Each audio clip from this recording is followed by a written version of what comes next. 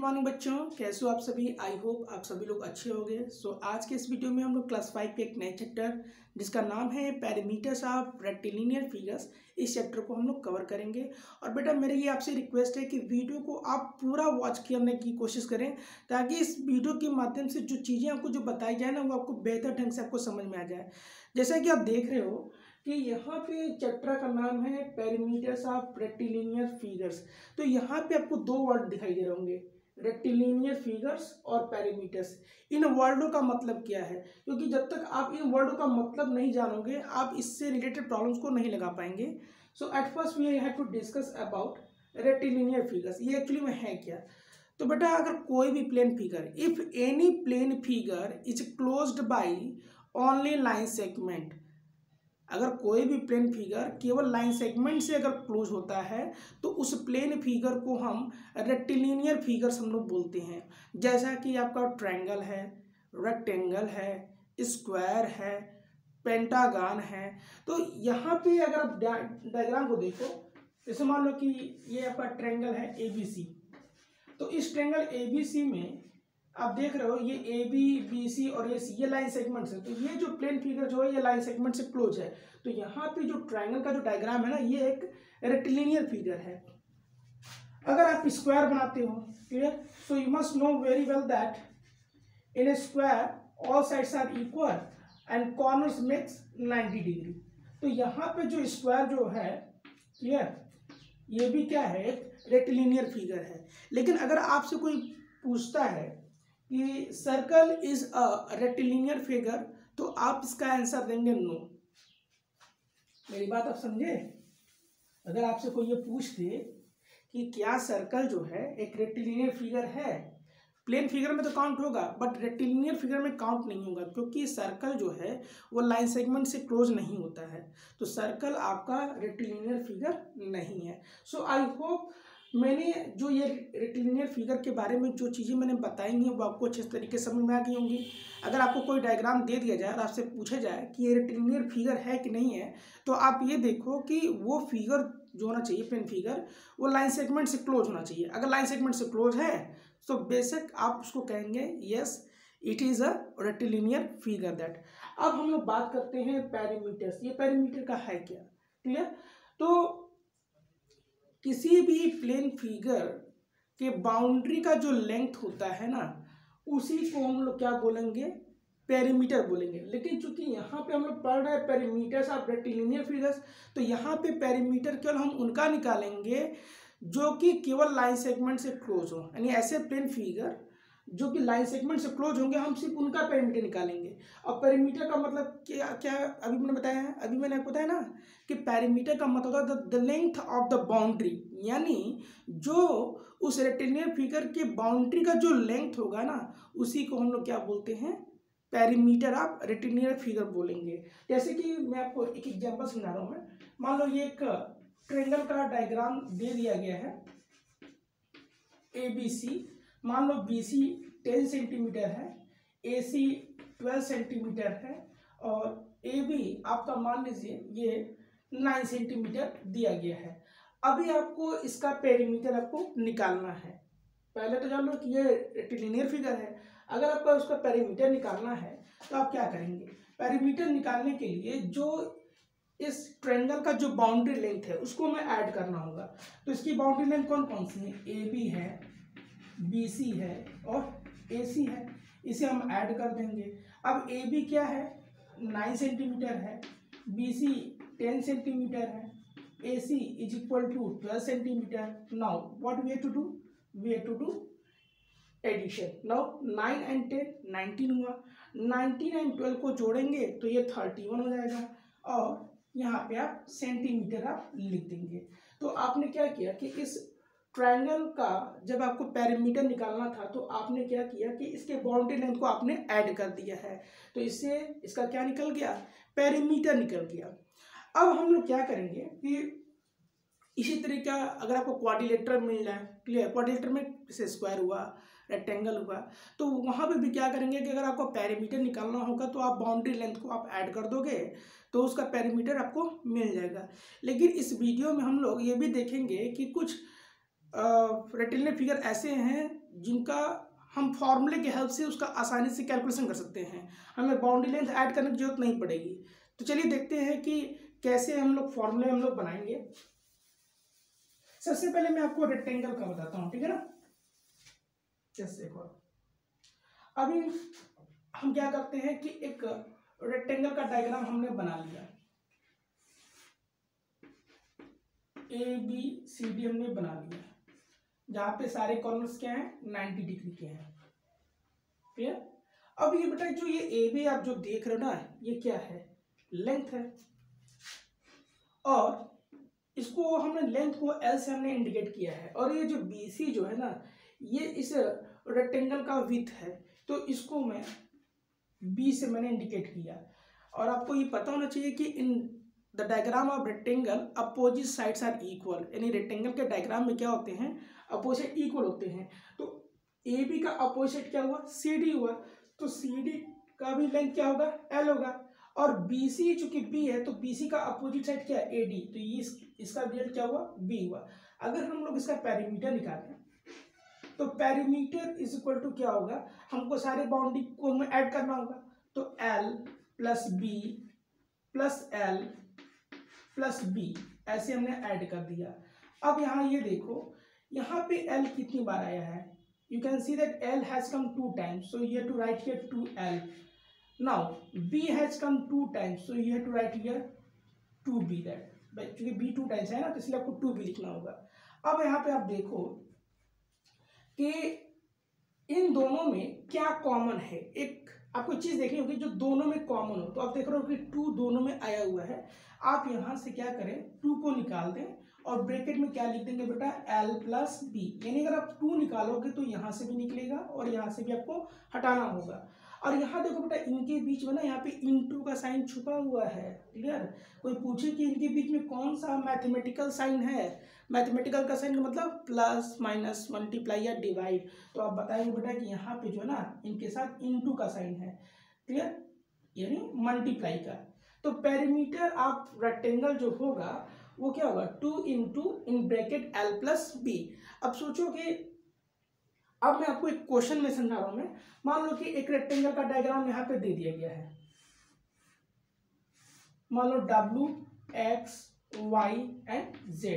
अगर मान लो ये 5 सेंटीमीटर है, ये 10 मान लो इसको जो है 10 सेंटीमीटर, मान लो विथ 10 सेंटीमीटर, और यहाँ पर लेंथ तो 5 सेंटीमीटर ही रखा गया है। अब यहाँ पे अगर आपको इस रेक्टेंगल का आपको पेरीमीटर निकालना हो, क्लियर, तो जैसा कि अभी आपने देखा ना कि फॉर्मूला क्या है, perimeter is equal to 2 multiply inside the bracket L plus B, clear. तो यहाँ पे आप क्या करेंगे, 2 इंटू, अब देखो L क्या है बेटा, यहाँ पे 5 सेंटीमीटर है, ये लिख लीजिए, B कितना है बेटा 10 सेंटीमीटर, इसको लिख लो। अब यहाँ देखो बेटा 5 सेंटीमीटर एंड 10 सेंटीमीटर, ये कितना होगा बेटा 15 सेंटीमीटर होगा, ये लिख लो। और 15 सेंटीमीटर का मल्टीप्लाई 2 से करोगे बेटा, सो यू गेट ये 30 सेंटीमीटर। यानी आपने क्या किया है कि फॉर्मूले के हेल्प से आपने इस डायग्राम का आपने पेरीमीटर आपने निकाल लिया। So if anyone is asking to you that what is the perimeter of rectangle, so the answer is here 2 multiply inside the bracket L plus B। ये फॉर्मूला आपका बन गया बेटा, क्लियर। अब कुछ और फॉर्मूले यहाँ पे देखिए, तो यहाँ पे आपने ये देखा कि पेरीमीटर का यानी जो रेक्टेंगल का जो पेरीमीटर होता है वो होता है P is equal to 2 multiply bracket में L प्लस B। लेकिन यहाँ एक चीज देखिए, यहाँ बेटा देखो ये 2 जो है ना, ये इसके साथ मल्टीप्लाई से कनेक्टेड है, तो अगर हमें केवल L प्लस B ही अगर हमें निकालना हो, देखिए एक फॉर्मूला आपने यहाँ पे बना लिया पेरीमीटर निकालने के लिए, लेकिन एक दूसरा फॉर्मूला भी बनेगा, क्या, अगर केवल आपको केवल किसी रेक्टेंगल के डायग्राम में अगर L प्लस B ही पता करना है कि लेंथ और ब्रेड्थ का सम क्या होगा, तो इसके लिए आपको क्या करना होगा, आप इस 2 को हटाएंगे और इसको नीचे लाएंगे, तो जब ये नीचे आएगा बेटा तो डिवाइडेशन आ जाएगा, क्लियर।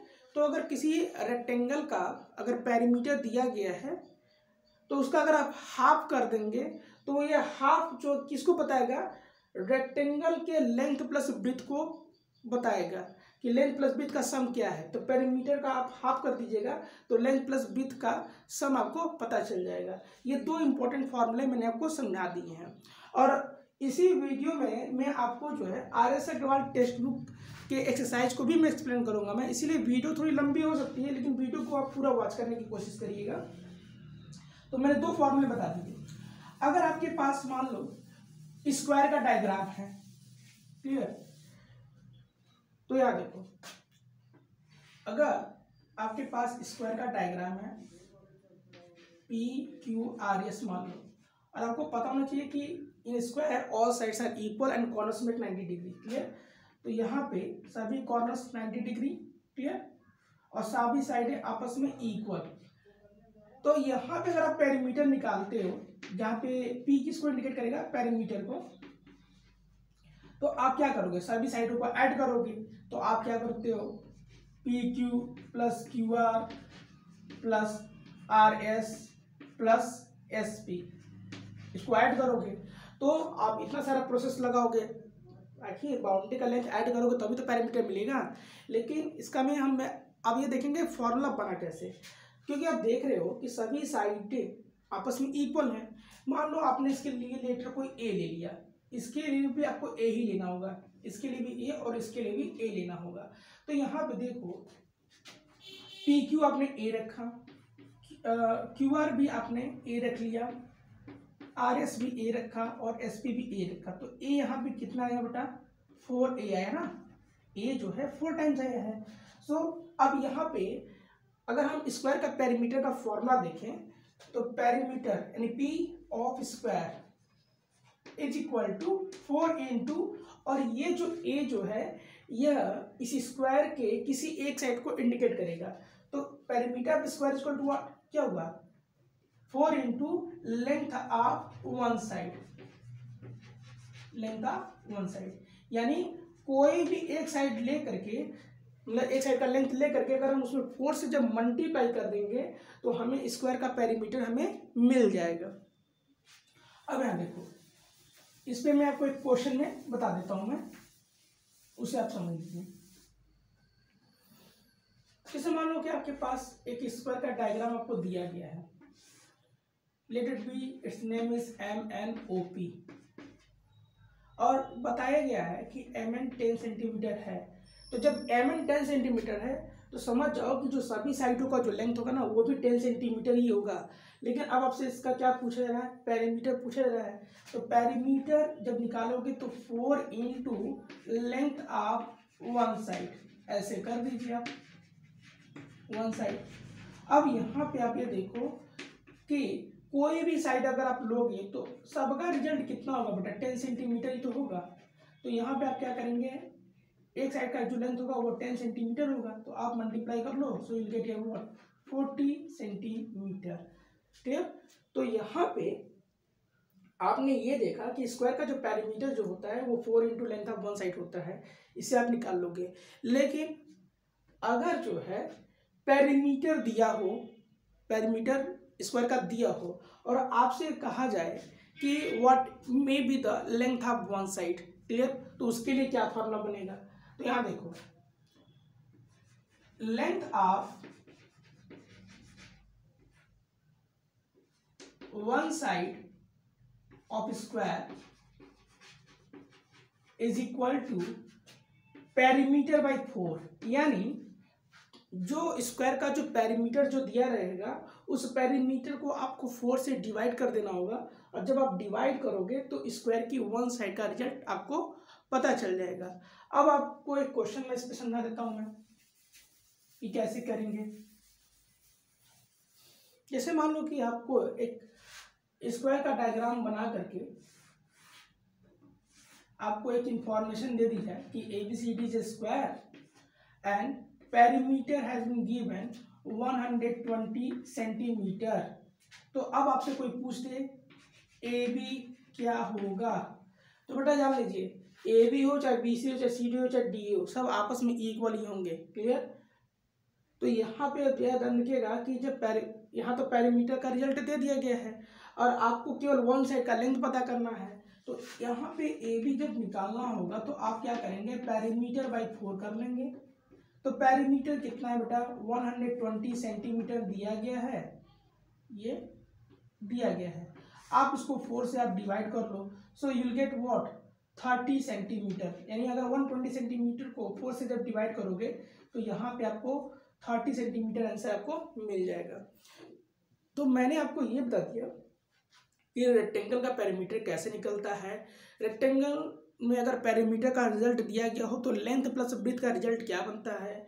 मैंने आपको ये भी बताया कि स्क्वायर के पेरीमीटर का फॉर्मूला क्या होता है, वो भी मैंने आपको समझा दिया। अगर आपको स्क्वायर में पेरीमीटर का रिजल्ट दिया गया हो और आपको केवल वन साइड का लेंथ पता करना हो तो उसे कैसे निकालते हैं, ये भी मैंने आपको समझा दिया है। अब हम लोग ये देखेंगे इक्विलैटरल ट्रायंगल के बारे में। क्लियर?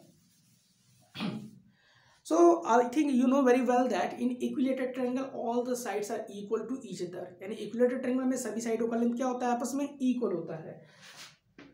तो मान लो ये तुम्हारे पास एक इक्विलैटरल ट्रायंगल का डायग्राम है।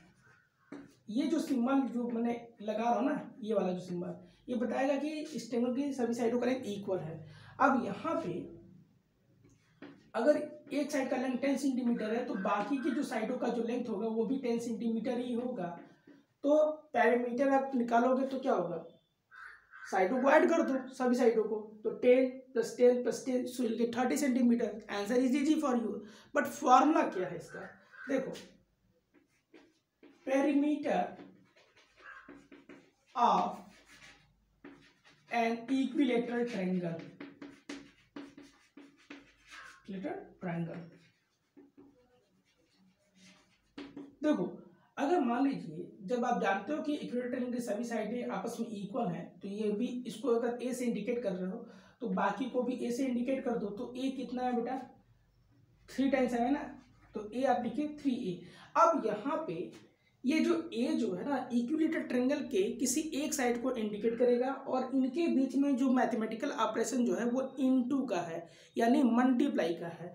तो अगर आपसे कोई पूछ दे कि मान लो आपके पास एक इक्विलैटरल ट्रायंगल है PQR और QR का रिजल्ट है 4 सेंटीमीटर, और आप इस इक्विलैटरल ट्रायंगल का आप पेरीमीटर आप बताइए, तो बेटा जान लो जब इक्विलैटरल ट्रायंगल तो all sides will be equal to each other that. तो पेरीमीटर जब आपको इसको निकालना होगा तो आप क्या करेंगे, 3 × length of one side. So length of one side what has been given है बेटा, 4 सेंटीमीटर। आप सीधे 4 सेंटीमीटर से आप मल्टीप्लाई कर दीजिए, so will get what, 12 centimeter. देखो फॉर्मूला क्या है बेटा, 3a। 3a means what, 3 × length of one side of an equilateral triangle. तो यहाँ पे 3 ये साइड को इंडिकेट करेगा और ये 4 सेंटीमीटर किसको इंडिकेट कर रहा है, इक्विलैटरल ट्रायंगल के किसी एक साइड को ये इंडिकेट कर रहा है। तो यहाँ पे पेरीमीटर निकालने का फॉर्मूला आपने देख लिया। लेकिन अगर मान लो इक्विलैटरल ट्रायंगल में पेरीमीटर ही दिया हो और आपको केवल वन साइड पता करनी हो, तब आप क्या करोगे। तो यहाँ देखो, मान लो ये WXY इक्विलैटरल ट्रायंगल है, ऑल साइड्स आर इक्वल, और आपको दिया गया है कि पेरीमीटर इसका जो है 33 सेंटीमीटर दिया गया है, और आपसे कोई पूछे कि भाई WY का रिजल्ट क्या होगा। क्लियर? तो आप क्या करोगे, देखो अब किसी भी एक साइड को निकालना हो तो one side of an equilateral triangle यहाँ से कर देना है। तो आप क्या करिए ना, जो पेरीमीटर का जो रिजल्ट है उसको आप 3 से आप डिवाइड कर दो। तो पेरीमीटर का रिजल्ट बेटा दिया गया 33 सेंटीमीटर, और उसको आप 3 से जब डिवाइड करोगे तो क्या मिलेगा, 11 सेंटीमीटर। यानी कोई भी साइड लो, चाहे XY लो, चाहे WY लो, चाहे XW लो, हर एक का जो रिजल्ट होगा, क्लियर, वो इंडिकेट करेगा 11 सेंटीमीटर को। यानी अगर इसके लिए 11 सेंटीमीटर हो तो इसके लिए भी आप क्या करोगे, 11 सेंटीमीटर ही यूज़ करोगे, और इसके लिए भी आप 11 सेंटीमीटर का ही आप यूज़ करेंगे। तो ये तो मैंने आपको बता दिया कि फॉर्मूले बनते कैसे हैं, उन पे प्रॉब्लम्स कैसे लगाते हैं। अब मैं आपको जो है ये बताता हूँ कि जो इस RS अग्रवाल टेक्स्ट बुक में जो प्रॉब्लम्स दिए गए हैं उनको आप कैसे लगाओगे। चलिए मैं बुक ले लेता हूँ मैं, क्लियर। और यहाँ पे देखो एक्सरसाइज नंबर 77 में अगर आप पहला देखोगे, find the parameters of the given below. तो यहाँ पे देखो बेटा ट्रायंगल का diagram already has been given by ABC, result mention किया गया बेटा। ये एक्सरसाइज नंबर 77 है बेटा, एक्सरसाइज नंबर 77। सो 9 सेंटीमीटर, यहाँ देखो 8 सेंटीमीटर और यहाँ पे 6 सेंटीमीटर दिया गया है। तो भाई पेरीमीटर आपको निकालना है इसका, तो आप क्या करेंगे, सभी के बाउंड्री का लेंथ कर दीजिए, मतलब उसका जो लेंथ जो है ना उसका सम कर लीजिए। तो यहाँ पे क्या मिलेगा, AB plus BC plus AC कर लीजिए और सबको ऐड कर लो। तो 6 and 9 आपका 15, 15 and 8 क्या हुआ आपका 23 हो जाएगा। तो आप यहाँ ध्यान रखिएगा कि AB की जो वैल्यू है उसको यहाँ पे रखिएगा, BC की वैल्यू आप यहाँ रख लीजिए और AC का रिजल्ट आप यहाँ रख लीजिए और ऐड करके आप लिख दीजिएगा 23 सेंटीमीटर। तो अब इसी तरीके से B और C को भी आप ऐसे ही करोगे। नंबर 2 में देखो सेम प्रॉब्लम है being given here, find the perimeter of each of the triangles whose sides are given below. तो पहले में देखो सेकंड ऑफ ए में दिया गया 8 सेंटीमीटर, 6 सेंटीमीटर एंड 5 सेंटीमीटर। यहाँ पे भी आप सभी साइडों के लेंथ को ऐड कर देना, क्लियर। आपको पेरीमीटर का रिजल्ट आपको पता चल जाएगा। Number 3, clear. क्वेश्चन नंबर 3 को आप देखिए। अगर आप क्लास 5 की और भी पिछली वीडियोस को देखना चाहते हैं, ऊपर आई बटन का एक सिंबल दिखाई देगा, इवन वीडियोस के एंड में भी जो है आपके लिए वीडियोस लगी हुई है, उससे भी आप जरूर वॉच कीजिए। नंबर 3 को दिया गया क्या कि find the perimeter of an isosceles triangle each of which equal sides measure 5.8 centimeter and the length of which third side is 7.5 centimeter. यानी कहा है डायरेक्टर कि एक आइसोसेलेस ट्रायंगल है। Now you know very well that in isosceles triangle only two sides are equal, clear। तो मान लो ये दो साइड आपस में इक्वल है। here is given that जो इक्वल साइड है बेटा वो 5.8 सेंटीमीटर है। तो मान लीजिए अगर AB के लिए अगर आप 5.8 सेंटीमीटर यूज करोगे तो AC के लिए भी आप 5.8 सेंटीमीटर ही यूज करोगे। और कह रहा है क्या, third side and the length of उस third side is 7.5 centimetre. Now just add it. Now अब आपको पेरीमीटर निकालना है, आपको साइडों का लेंथ आपको मिल चुका है। Now you can get the answer that. See here then question number 4, find the perimeter of an equilateral triangle each of which side is 8.4 centimeter, clear. तो अब यहाँ देखो मैंने आपको पहले ही बता दिया था कि अगर इक्विलेटरल ट्रायंगल का डायग्राम है, जैसे मान लो जैसा कि इसमें कहा जा रहा है कि एक इक्विलेटरल ट्रायंगल है, ये क्वेश्चन नंबर 4 है बेटा, क्वेश्चन नंबर 4। मान लो PQR है बेटा और कह रहा है क्या कि इसकी हर एक साइड बेटा 8.4 सेंटीमीटर है। तो मान लो आपने 8.4 सेंटीमीटर यहाँ रखा, 8.4 सेंटीमीटर यहाँ रखा और यहाँ पे भी आपने रख लिया है 8.4 सेंटीमीटर। तो आपको क्या निकालना है, पेरीमीटर निकालना है। तो मैंने आपको बताया था ना कि अगर आप इक्विलेटरल या तो अगर आप साइडों गाइड कर देंगे वहां से भी पेरीमीटर आपको मिल ही जाएगा, लेकिन अगर आप फॉर्मूले की हेल्प से कर रहे हो तो perimeter is equal to 3 into length of one side. So length of one side what has been given है 8.4 सेंटीमीटर। आप बस इसका मल्टीप्लाई कर लो, क्लियर। सो 3 4 12, 3 8 24 एंड 1 25 और ये डेसिमल पॉइंट आप यहाँ जरूर लगा लीजिएगा, ठीक है ना, यहाँ पे। और ये सेंटीमीटर आप लिख लीजिएगा, आपका ये पेरीमीटर का रिजल्ट आउट हो गया, क्लियर। अब आप क्या करेंगे कि बाकी के प्रॉब्लम्स आप सॉल्व करिएगा, नहीं आएगा तो कमेंट तो ऑलरेडी कर ही सकते हो आप, क्लियर। लेकिन मैं आपसे रिक्वेस्ट करना चाहता हूँ कि एक्सरसाइज को सॉल्व करने से पहले जितने भी मिसलेनियस प्रॉब्लम आपके टेक्स्ट बुक में मेंशन किए गए हैं उनको आप जरूर वॉच करिए कि वो प्रॉब्लम्स कैसे लगे हैं और तब आप एक्सरसाइज को करने का प्रयास करिएगा।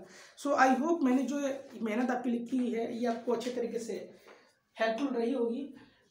मिलते हैं नेक्स्ट वीडियो में, तब तक के लिए घर पे सभी बड़ों का कहना मानिए, क्लियर, और पढ़ाई पे कंसंट्रेशन ज़्यादा करिए। Thank you so much, thank you for watching this valuable video.